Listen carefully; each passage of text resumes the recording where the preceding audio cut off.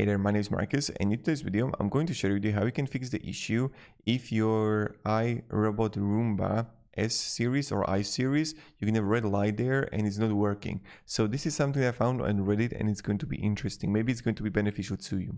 So what you want to do is you want to take the Roomba off the dock, then press and hold the clean button for full 20 seconds. So you can take it out of the dock and then hold it for full 20 seconds. Then let it reboot. Immediately repeat this procedure 2 more times, each time for full 20 seconds. So you will have done this 3 times. So again, you want to do it again and again, just hold it for 20 seconds. And then once it's going to reset, what you want to do is this.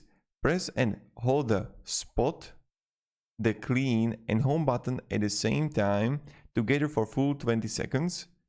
And repeat this procedure again 3 times. So again, the same thing, you want to hold both 3 buttons and for about 20 seconds. And what will happen is that the white light around the clean button lights up. So this is another thing, is that the white light will just like lights up when you know it's going to be the resetted. So this is going to be perform a deep reset for the Roomba software, and possibly it's going to fix the issue.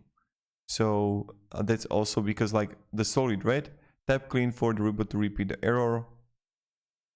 And I hope this is going to be beneficial and fix the issue for you. So thank you very much for watching and have a great day and goodbye.